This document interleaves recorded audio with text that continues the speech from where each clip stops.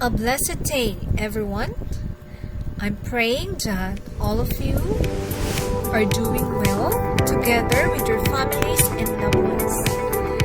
This week, we will talk about the theory of Martha Rogers to be discussed by Group 1, the theory of Dorothy Johnson to be discussed by Group 2.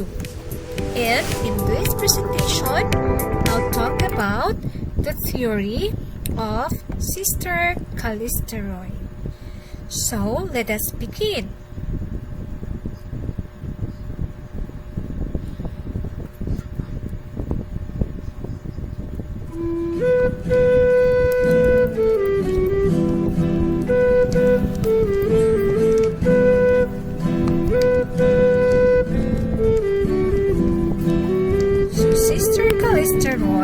Was born on October 14, 1939 in Los Angeles, California.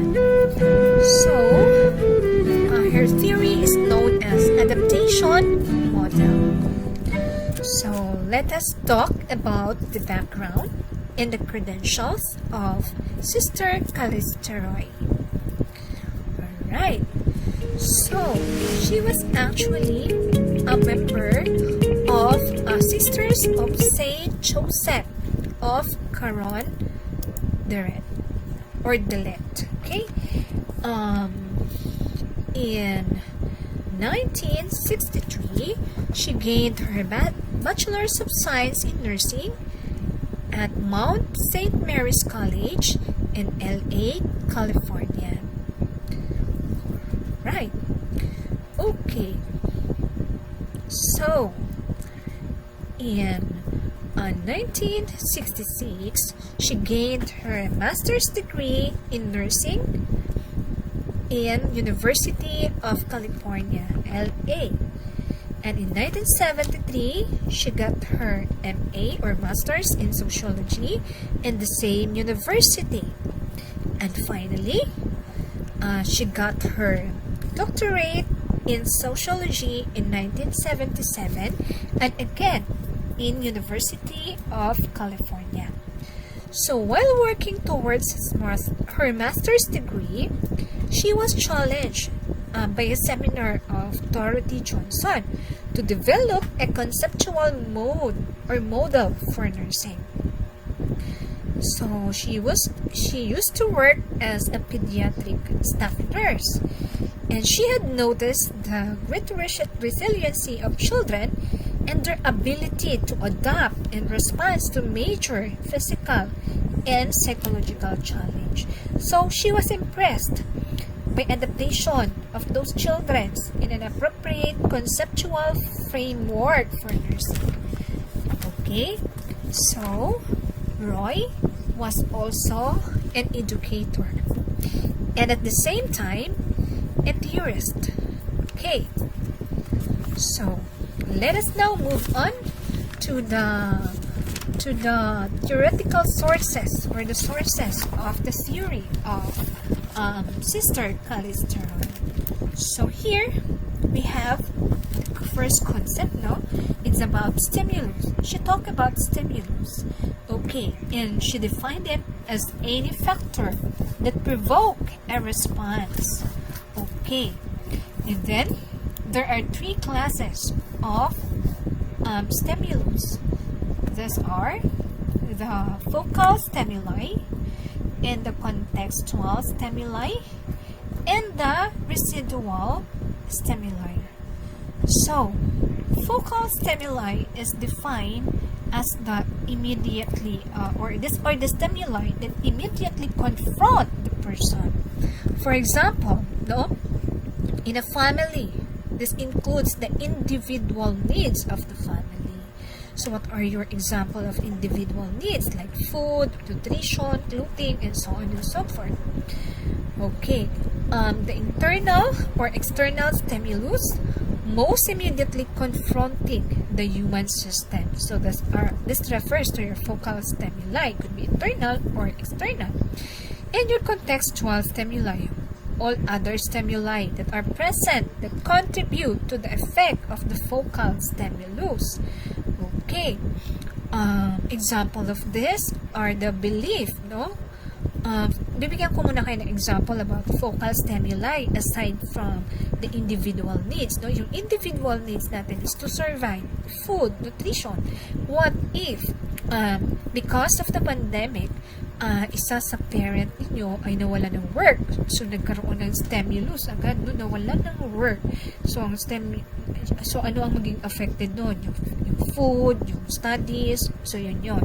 And then, for the contextual stimuli, ito yung mga nag-e-effect kung ano yung maging response niyo doon sa pagkawala ng work ng inyong daddy. So, it could be positive or negative reaction. So, ano yung contextual stimuli? Those are your beliefs or your attitudes towards the situation. Okay, what will be your attitude? Okay. So, these are all environmental factors that present to the person from within or without, but which are not the center of the person's attention and or energy. So, we have another here, the residual stimuli. These are environmental factors whose effects are unclear in a given situation. So, hindi natin alam kung ano ba talaga yung magiging effect ng pagkakawala ng work ng daddy. Is it makakapag-stop ako ng pag-aaral? Or magtitipid na kami ng food instead of eating at 3 times a day? So, once a day na lang. So, it's not yet clear, no? Depende sa situation. And let's move on to the major concepts of the theory of sister Callista.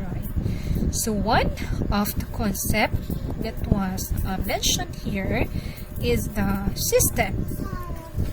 So she defines system as a set of parts connected to function as a whole for some purpose, and that does so by virtue of the interdependence of its parts. So what does it mean? So it's a connection. So it's a set of parts. So as an individual, it is whole, no? Whole being. So you have your physical or physiological, you have your spiritual, you have your psychological. So that's part, no? So hindi pwedeng paghiwalayin yung parts na yon. It composes one person. And then ano yung interdependence? Sinasabi natin to. These are your significant others. Okay, effect. Okay.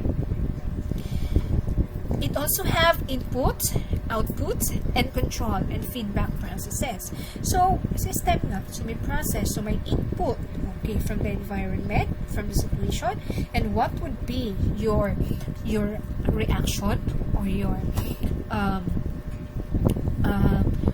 reaction. Is it positive or negative? So, that would be an output. And the control. How did you control a certain situation? Okay, ano yung feedback mo about a certain situation? Okay, because yun na nga, may processes. And another term here is the adaptation.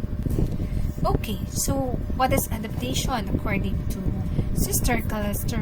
So it refers to the process and outcome whereby thinking and feeling as an individuals or in groups use conscious awareness. So you are aware of what happening around the surroundings or what happening about the situation and choice to create human and environmental integration. So how will you adapt with the stimulus? You have to think, you have to feel, okay, of the stimulus and how you will react on it. Is that positive? Is that negative? So just like what happened during the COVID-19, wherein yung platform of learning natin is through online, diba?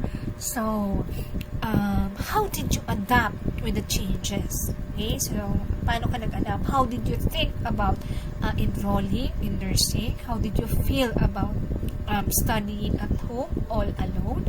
Okay, so that's an example. Alright, adaptation level, from the word level.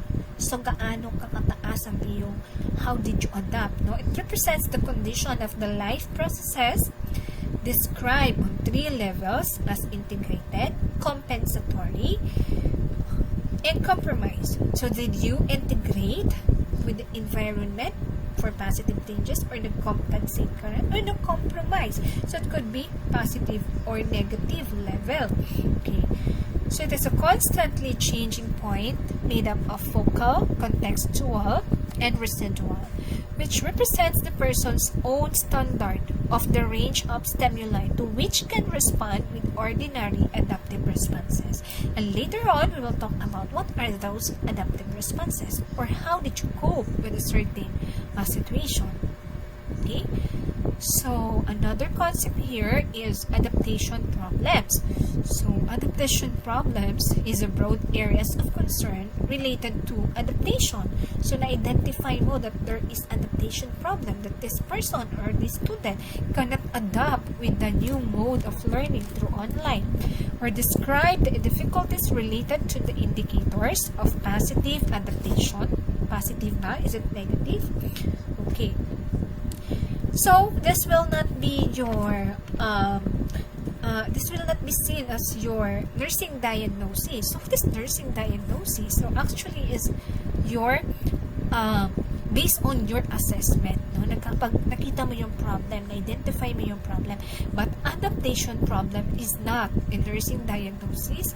Rather, it is just an area of concern for the nurse related to adapting person or group. Ano pa yung problem talaga? Okay, and how you will address this problem so that the patient can overcome or can adapt with the changes. Alright, so there are coping processes. So, another concept here, these are innate or could be acquired ways of interacting with the changing environment. When we say innate, so it's your, nasa iyo na talaga yun. That's how you cope with a certain situation. So, hindi mo siya na-acquired through learning. So, it's innate. It's within you. Okay? So, that's how you act in a certain situation. Okay, so another one are okay, yung innate usually are parang automatic processes yan, no? Automatic siya na ginagawa mo as a human na automatic kang nag-response in a certain situation without even thinking or ano ba, iniisip mo ba na ito yung mangyari? So, coping processes, so it depends, no? Parang flight and fight response, parang ganon. So, innate niya na bigla mo na lang, ito naging reaction mo agad without even thinking. When we say acquired ways of interacting, so pinag-isipan mo yan, or from your experience yan. Okay? Okay. So, maraming klase ang coping processes. So, it's how you cope with the situation. For example, as a student, no, during online learning. So, how did you cope? What are your coping processes? Did you just leave? Kasi, most of the lessons are done asynchronously. Okay? So, it's up to you if you will watch the presentation or not. So, how did you cope? How did you learn with the situation? So, is it positive? Is it negative? So, for example, in the previous year, kasi, di ba, pang second year na ng ating pandemic, okay, ng ating online learning. So, in the previous year, ang feeling mo pumasa ka lang na wala kang natututunan. Okay, from that experience, okay, so how will you cope with the situation na wala kang natututunan, wala kang nag-gain na knowledge, yung self concept mo, or your hindi mo ma-identify, parang walang nangyari, no? So, what you will do is, isipin mo, from your experience, ano yung gagawin ko this time for me to learn? So, you have to control yourself. Dapat manood ako. So, dapat libising talaga ako on time, maliligo ako on time, kakain ako, just like my normal way. Parang yung tulad ng face-to-face, that you wake up early, you eat your breakfast, and then you go to the school. So, you have to do it ganun dapat pa rin, para positive yung utak. So, there are different kinds of coping processes. It depends to the situation. So, kung super stress ka na gusto sa yung pag-aaral, so you can have yoga session or meditation, you can do planting, or you can punch your pillow pag may galit ka, or pwede mong suntukin yung punching bag kung may kaaway ka. So, it depends no, kung ano yung iyong coping mechanism. Alright? Right. Okay, so acquired coping mechanism. So, na-mention ko na yan. So, those are developed through strategies such as learning. So, not only from your experience, okay, from what you encountered throughout your life, okay, pwede rin nyo itong makuha from pwede kang mag-attend ng seminar about stress management. So, you can gain strategies from that. This is how should I act in a particular situation or stimuli. Alright? Okay. So, let us move on to another concept. So, we have here the regulator subsystem. Can you take note of this? And the cognitor subsystem. These are the two interrelated systems of the theory of Sister Callista. So, regulator subsystem are the major coping process involving the neural, chemical, and endocrine systems. So, to understand it better, so you are referring here yung coping processes niya is more of the physical or the reaction of your body. So, the chemical reaction. Actually, pag inaral natin yan kapag na-stress daw yung person, merong nagre-release ng mga chemicals dyan, ang iyong body, okay? Or kapag nag-undergo ka ng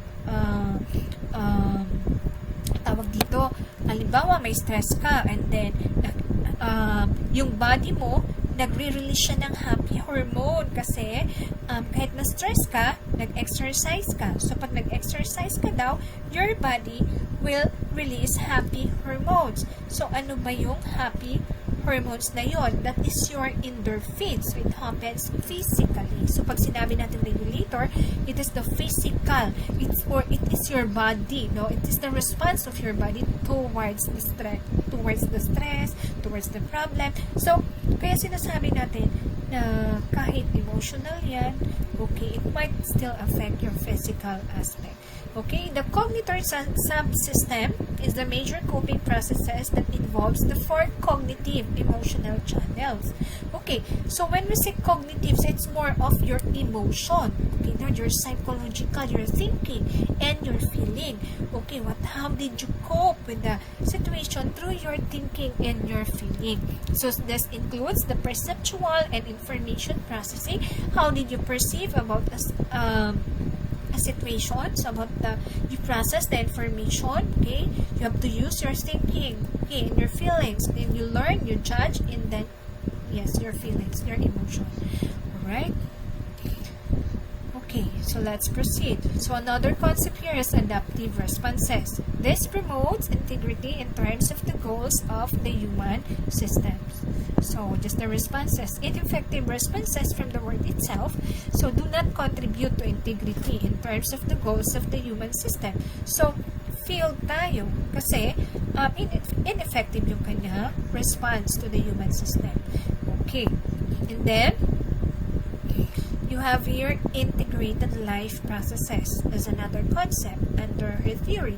So this refers to the adaptation level at which the structures and functions of a life process are working as a whole to meet human needs. So not only the physical aspect ang nag-work, but this time nag-work yung physical, emotional, psychological, and spiritual aspect to overcome or to adapt in a situation. Right? Let us now proceed to another concept, the physiological or physical mode. Okay, this refers where it is associated with the physical and chemical processes involved in the function and activities of living organism. So, yung sinabi ko kanina, yung physical. So, meron din itong 5 needs of physiological integrity. These are the oxygenation. We need an oxygen to breathe. Okay, to survive. You need nutrition. Okay, our cells need nutrition from us to be able to function. Elimination, we need to eliminate the waste product of those foods that we intake or all of our intake. Kasi kapag hindi mo rin yan ma-eliminate, there might be a problem then with your physical aspect. And then, activity and rest. Not, hindi pwedeng puro ka lang pahinga, puro ka lang tulog. You need to do some activities also. And hindi rin pwede puro ka lang activity without rest. So, it should be balanced. Okay? You need also protection. Okay? Protection from harm. Okay? So, to continue with, so, the physiological mode is a manner in which the collective human adaptive system manifests adaptation related to basic operating resources, participants, physical facilities, and physical resources. The basic need of physical mode is the operating integrity. Okay, how it operates. Then, let's move on to another concept, the self-concept or group identity. Okay, so, this refers or it focuses specifically on the psychological and spiritual aspect of the human being or human system. Okay.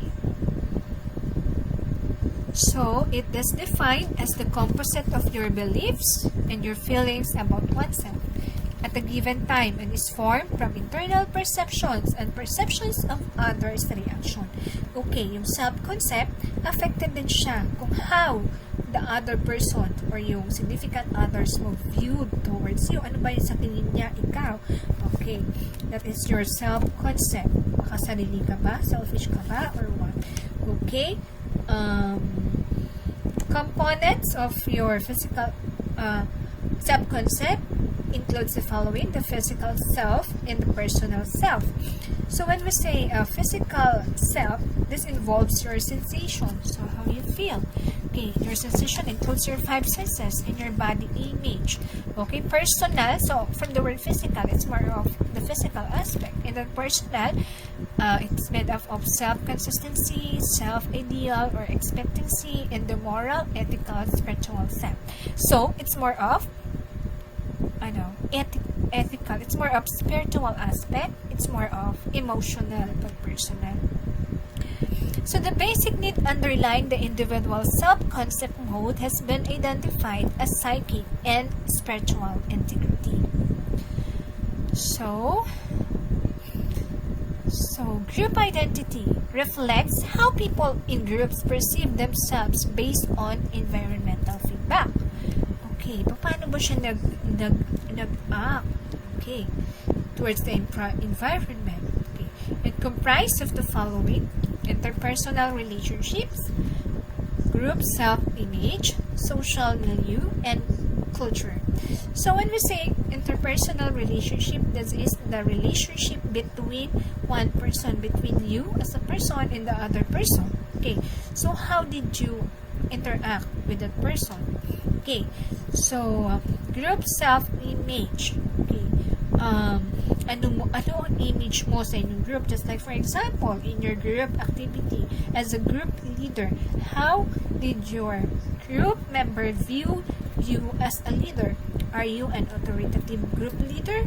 Are you a disciplinarian group leader?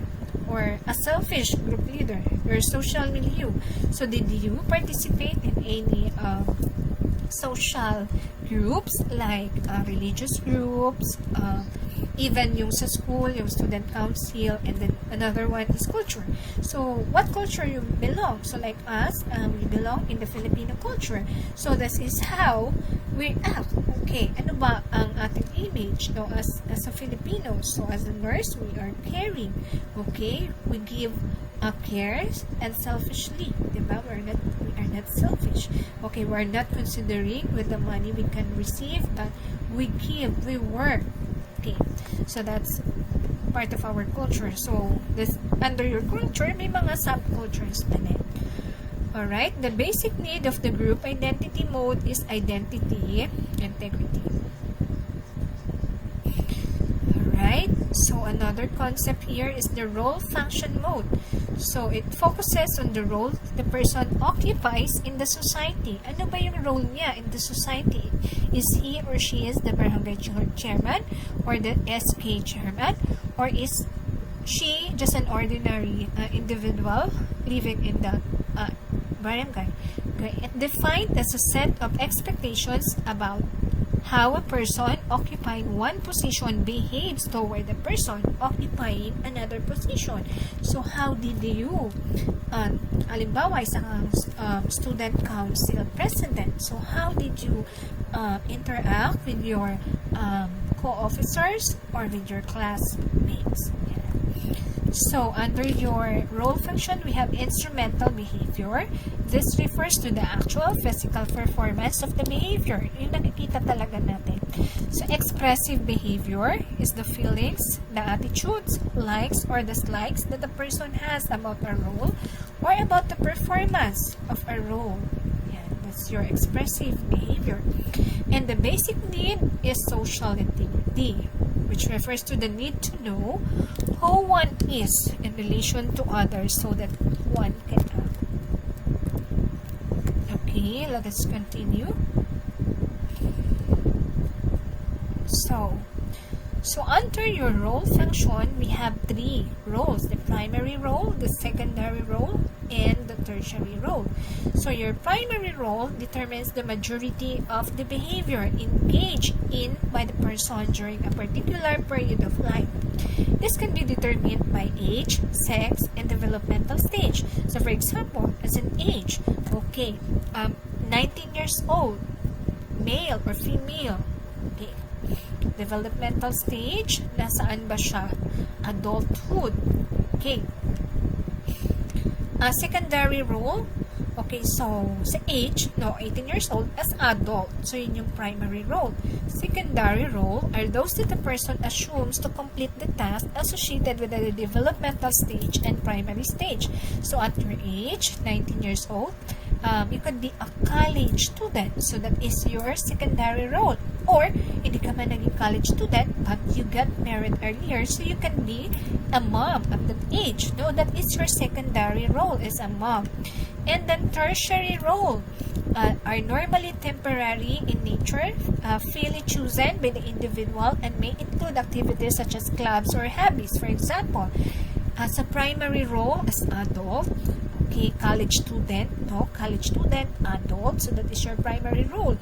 And then okay, primary role, adult, and your secondary role is as a student, okay? Then your tertiary role as a student, you are a part or member of the student council, so you are the president, okay? President of student council, so that's your tertiary role. Or another example here, as adult, adult, female, okay, 18 years old, so adult, so ang kanyang primary role, female siya, adult female. Then secondary role niya is nag-asawa siya, hindi nag-aral, so mom. Then tertiary role, so dahil may anak siya, tuturuan niya yung baby niya, so she can be a parent teacher. Okay, that's an example of your role function mode. Then let's move on. We have another concept here is the interdependence mode. It focuses on the close relationships of people and their purposes, structure, and development. So what is your relationship with your significant others? Okay, there are two relationships under your interdependence mode. Number one, with the significant others, persons who are the most important to the individual. And the second one, the significant others could be your parent, your brother, or your sister. The support system, others contributing to meeting the interdependence needs. This can be your classmates or your religious groups. Okay, that is your support systems or yung mga students na kasama mo sa student council. Right. So, to continue with the interdependence mode, there are two major areas of interdependence behavior: the receptive behavior and the contributive behavior. So, itong dalawang ito, or itong contributive behavior, this can be applied respectively to the receiving and giving love, respect, and value in interdependent relationship. So, kung paano yung act, kung paano siya mag-give love, so para maka-adapt, may respect ba itong significant others mo sa yung mga decision or may value ka ba. So, yun, for the adaptation, so it could be positive or again negative kung how your independent, how your significant others give love, no, or how you receive love and respect and value as a person. So the basic need of interdependence mode is relational integrity. So it's more of relation. So another concept under the theory of Aubrey, Sister Callista, a perception. So it is the interpretation of the stimulus and the conscious appreciation of it. So it links the regulator with the cognator and connects the adaptive modes. Ano nga ba yung regulator? Yung physical mo with the cognitive, yung physical, and cognator, your psychological, your thinking and your feeling, and then how you connect it with your coping processes or coping mechanism. So I need to get my water. No, alam niyo naman lagi kong inom ng water. Okay. So to continue with, we have here the scientific assumption. Okay. Yung scientific assumption or the major assumption, no? Yung major assumptions actually from systems theory and assumptions from adaptation level theory have been combined by Roy into a single set of scientific assumptions. And the following are: systems of matter and energy progress to higher level of complex self-organization. So, how you organize yourself. So, matter and energy. So, may mga influence yan. Consciousness and meaning are constructive, person and environment integration. So, how conscious you are, your awareness about the situation and how did you give meaning to a certain situation. Okay. Awareness of self and environment is rooted in thinking and feeling. So, para aware ka, so dapat alam mo talaga, naiisip mo at nafe-feel mo yan for you to be aware of yourself.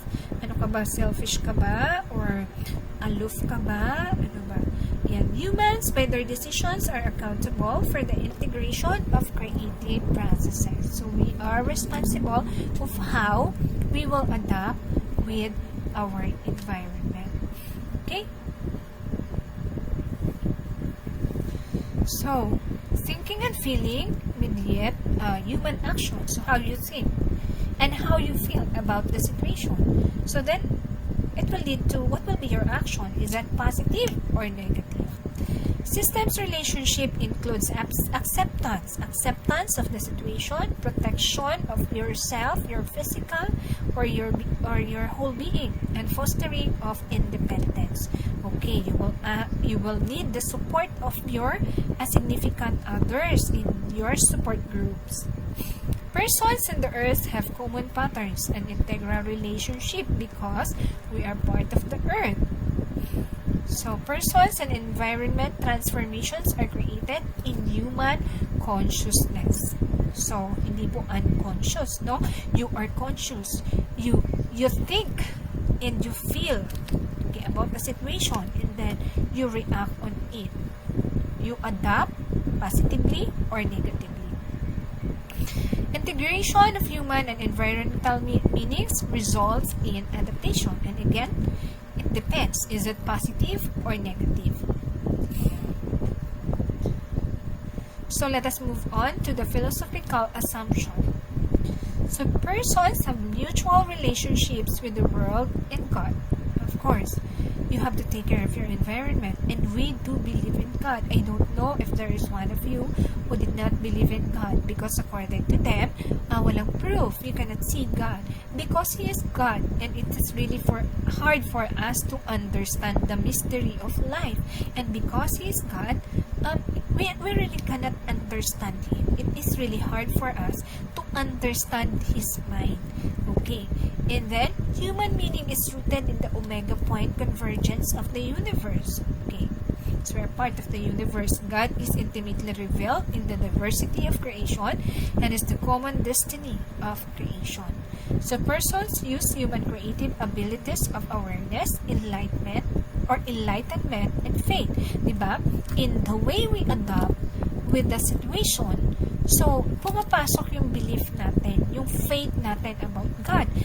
Enlightenment, so nakita natin, just like for example, what happened now, what's happening, so there is a COVID-19. So nung nagkaroon ng COVID-19, nagkaroon ng lockdown, so natahimik yung earth. But of course, some negative ito kasi nawalan tayo ng work, maraming nakapag-stop, maraming hindi makain, maraming naging problem. But then, may enlightenment na pumasok doon. May faith tayo that this happens because God might have reason. At kinanap natin yung reason, possibly because yung earth natin is very tired na, yung earth natin very polluted na. Siguro ito yung way ni God to heal the earth, lalo na nagkaroon na tayo ng global warming. So, siguro to heal the earth, so kailangan niyang patingilin muna ang mga tao to stay at home. Diba? To stay at home. Because He is repairing the earth, probably. Okay. Not only the earth, but also to us. Nire-repair niya rin tayo as a person. Kasi most of us, we are really very busy. Kahit na busy tayong lumabas, busy tayo, we don't have time with our family, we don't have time with our children, parents, because naging busy tayo in our technological world. So, maybe gusto ni God na ayusin yung relationship within the family. And then ayusin niya rin yung earth, our relationship with the earth. So, that's enlightenment and faith that there is God and there is hope. Persons are accountable for the processes of deriving, sustaining, and transforming the universe. So, we are accountable of what happens to our earth. So, dapat maging attached tayo because we are part of the earth. Diba? So, maging concerned din tayo with our environment. No? Just like simply by discarding your garbage, no? You have to discard it in a proper garbage container. Hindi lang yung ikalat natin with the environment. But later on, magkaklag ito sa ating mga drainage na nagkukos ng baha. No? It affect the human being as well. Or magpa-plant tayo ng mga trees para gumanda ang ating mabawasan ng pollution, gumanda ang quality ng air natin, at yun, in that way, nakatulong tayo in transforming the universe. Okay, actually not only that, so hindi lang yung ganong example na more of environmental, so pwede rin yung individual. So as individual, so you can help the certain person. Baka itong person na to, itong bata na to, hindi mo siya natulungan, at in the future, naging problem siya sa society, naging addict siya. Kapag addict siya, pwede siyang magnakaw, pwede siyang pumatay. So you can help them, no? Pwede kang may gawin sa kanya as a person, okay, to change that person. Okay, that's another example. So let us now proceed to the meta paradigm.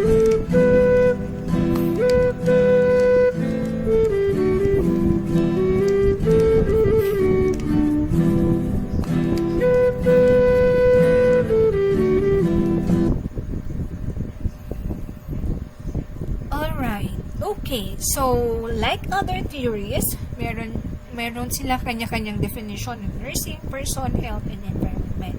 So Sister Callista defined nursing as a healthcare profession. So it's a profession that focuses on the human life processes and patterns and emphasize promotion of health for individuals, not only as individual but to their family as well, groups, and the society as a whole. So when you provide care to a person, hindi lang siya yung tinitingnan natin, including her families, the groups, and the society that this person or this individual belongs to. Okay, yung pattern, so how siya nag-act or adapt with the environment. So it is again another definition is that nursing is a science. So it is a developing system of knowledge about the persons that observe, clarifies, and relates the processes by which person positively affect their health status. So as a nurse, no, you have to continue doing research, no, kasi nga it's a developing system. Doing research by validating this or observing a specific nursing care or patient care. If this is, you have to clarify, you have to relate it, okay? If this kind of patient care is really effective for the recovery of your patient. So, yun po siya. So, goal is promotion of adaptation for individuals. It's more of adaptation kasi according to Sister Callista, kapag if the person is unable to adapt with the stimulus, it might lead to negative effect. And this effect might affect the physical, the psychological, and emotional aspect of the individual. Okay? So, merong groups in each of the 4 adaptive modes that's contributing to health, the quality of life, and dying with dignity.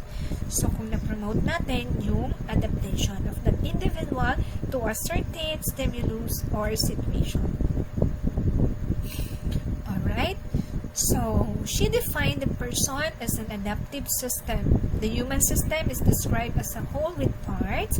And parts na sinasabi niya dito is the physical aspect, the psychological, and the spiritual aspect, emotional, that functions as unity for some purpose. So, human system has thinking and feeling capacity. So, it is rooted in consciousness and meaning, by which they adjust effectively to changes in the environment and in turn affect the environment. So, may thinking and feeling yan. So, we are conscious. We are conscious of what's happening. Hindi naman siguro subconscious mind ang gagana. Okay, for the stimulus, you have to think, you have to feel of the situation, and you give meaning of the situation. And you adjust. Okay. It should be effective, your adjustment. And then, so that's a person. And as an adaptive system, ito lang ay umulit. Sorry. Okay. So, let us now move on to the environment. Okay. So, Sister Callista defined environment as all conditions, circumstances, and influences surrounding and affecting the development and behavior of persons or groups with particular consideration of the mutuality of the persons and the earth. Resources that includes focal, contextual, and residual environments. It could be your internal and external environment. Okay, so let us now move on to another part of your meta paradigm. No, there are the theoretical assertion rather of the theory of Sister Callista. There are 2 interrelated subsystems. So this includes the primary or functional or control subsystem. So your primary functional or control subsystem includes your regulator or your physical aspect, cognitor or your psychological or emotional. Okay. Secondary effector subsystem. It consists of your 4 adaptive modes. And these are the physiological needs, the self-concept, role function, and the interdependence. Okay, so we will discuss each of these adaptive modes in the next slides. So here, this is the diagrammatic representation of human adaptive system according to Roy's model. So there is primary, diba? May primary subsystem and secondary subsystem. So those are the adaptive modes under your secondary subsystem. So you have the physical or physiological self-concept, role function, interdependence. They interact with each other or they can affect with each other. So when we say the physiological or the physical adaptive mode, this is concerned with the way the human interact with the environment through physiological processes. Ano ba yung mga physiological processes natin to meet the needs of like your oxygenation, as mentioned earlier, nutrition, elimination, activity, and your rest. Okay, how about self-concept or group identity. So we are referring here to the adaptive mood that is concerned with the need to know who one is and how to act in the society. Ano ba siya? Is she the president? Ano ba yung role niya in the society? And then, the role function. The role function is an adaptive mode that describes the primary, secondary, and tertiary roles, okay, that an individual performs in the society. Okay. And then you have your interdependence. Okay. Your interdependence or the major task of your interdependence adaptive mode is for the person to give. Diba? Sabi nga natin, to give love or to receive love, respect, and value. So, it is referring to your significant other. So, yung may mga relationship itong four adaptive modes na to. So, may stimuli, okay, or may situation. Okay, it affect your four adaptive modes. So, what will be the coping processes? Ito yung mga coping processes na gagamitin. So, depende kung ano you have to, as a nurse, you have to assess saan dito sa adaptive modes ang merong problem. Okay. Ito, sa diagram na to, saan may problem, no? That occur. Okay, lalo na kung more than one adaptive modes ang affected. Okay. That might or more than one. So, possible, depende kung ano yung coping processes na magagamit niya as the patient. It could be positive or negative. So, it will manifest to the behavior of that person. So, makikita natin sa behavior kung paano siya nag-adapt. Like, yung example natin kanina, yung stimuli, nawalan ng work ang kanyang daddy. Okay. Nawala ng work ang kanyang daddy. So, ano ang possible na mawawala? Ano ang possible na mapintuhan? Is the physiologic or the physical needs. Kasi yung nutrition, baka mawalan sila ng pambili ng food. Diba? Mawalan ng pambili ng pagkain. So, it might affect the physiological or the physical. Okay. Ano pa yung possible? Okay. Yung self-concept niya or group identity, no? As a student. So, bababa yung tingin niya sa sarili niya. Kasi, example, hindi lang dun sa food, nawalan siya ng food, hindi rin siya makakapag-aral. Okay, so dito, papasok yan. So, it will manifest kung ano yung magiging behavior ng isang tao na yon. Is it positive? Or magsisikap siya, mag-work na lang siya, or magtatambay na lang siya at maging problem sa society. So, ito po yun ang sinasabi ng theory na to. Okay? So, this is actually the integration of Sister Callista Roy's adaptation model into nursing practice. So, here, please watch this. This is from YouTube. Okay, so this is the link. I will just click this one for you to be able to watch this example. Good grammar and spelling are important, but if you want to write essays that inspire, messages that forge brighter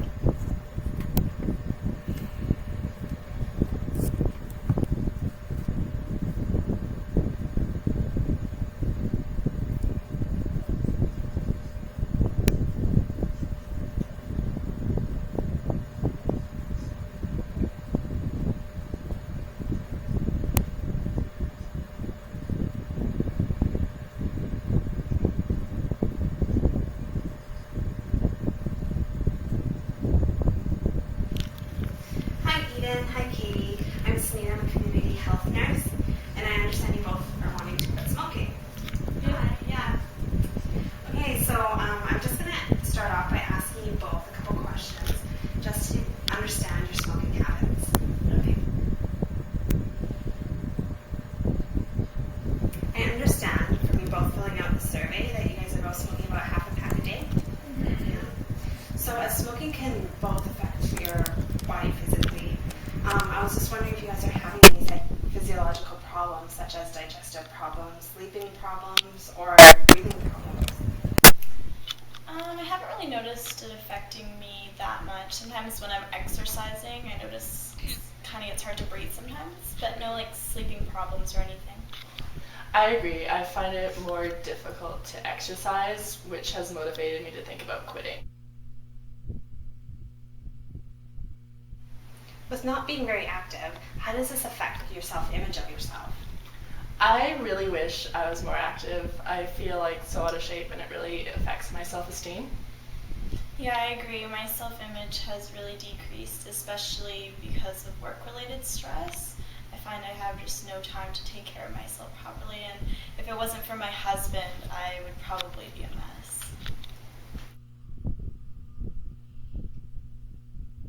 Other than being a wife, what other sorts of roles do you guys play in your life? I'm a mother of one and a daughter, and I also am a nurse. Okay. I don't have a husband, but I have a boyfriend, so I'm a girlfriend and a sister.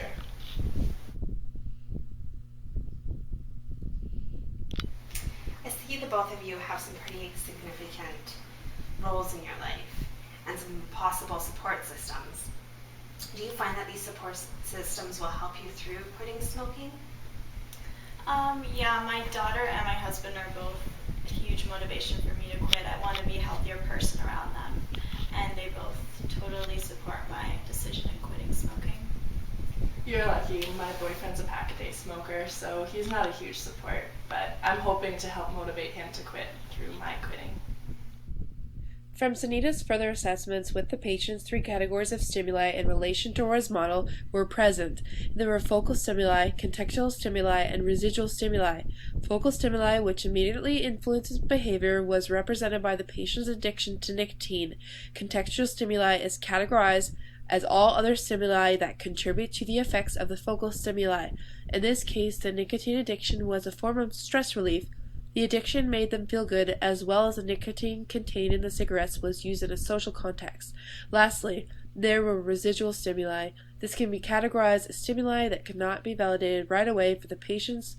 This included the beliefs that smoking cessation will lead to weight gain, resulting in lower self-esteem.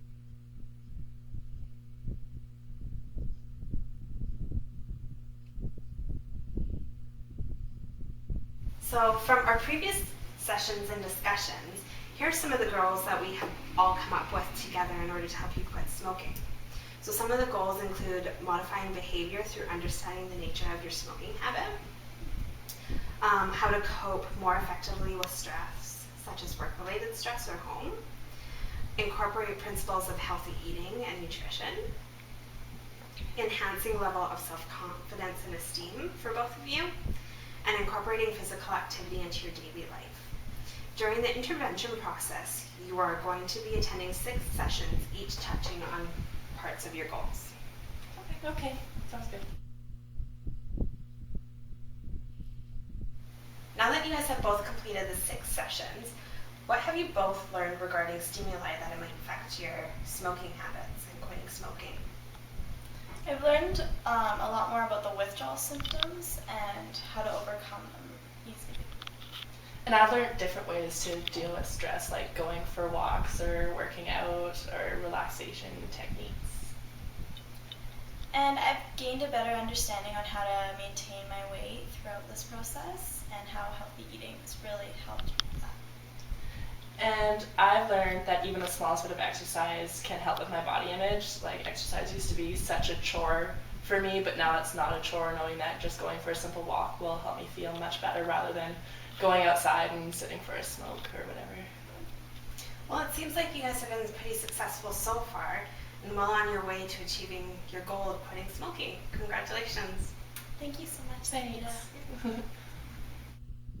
By exploring the patient's thoughts and feelings, the nurse was able to gain a better understanding of their addiction and work collaboratively in order to help these patients adapt to a new lifestyle through modification of their environments.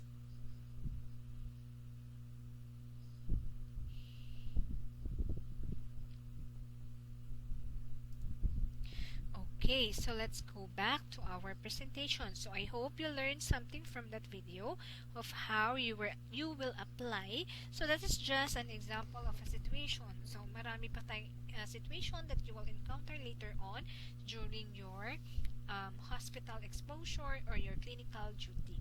Okay, so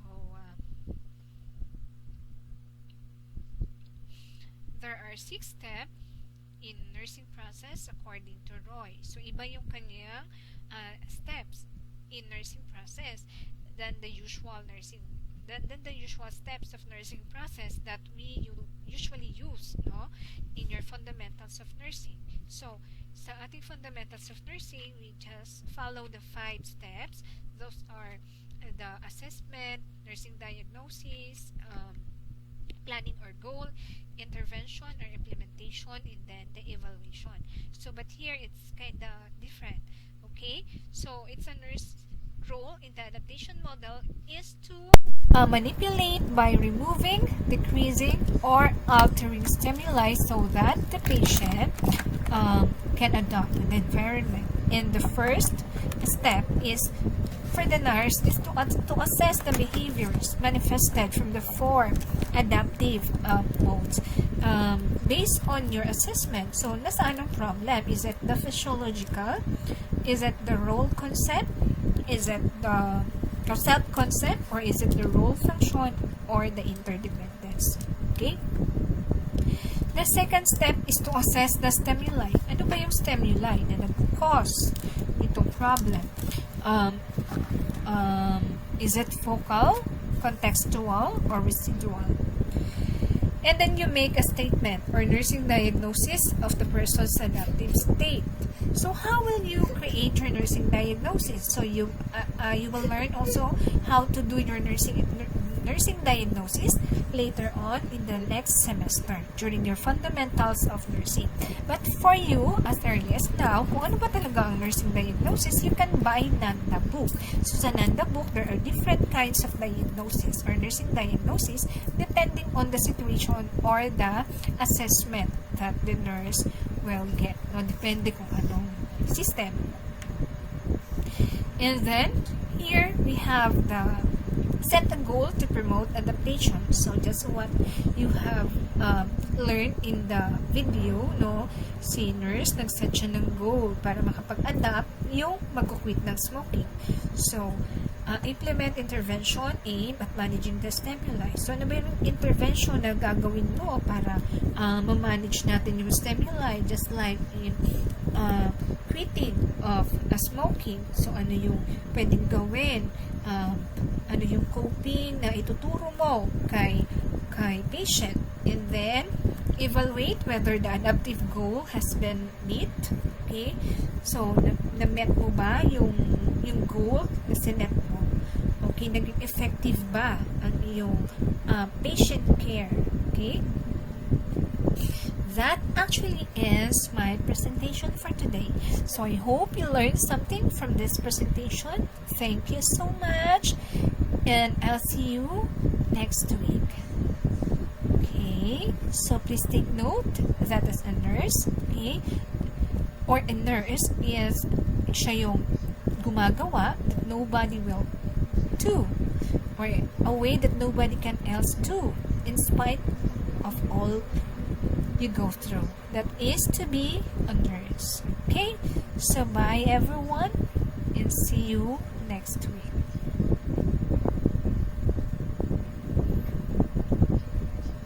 Okay, these are the references of this presentation, including the links of the presentation.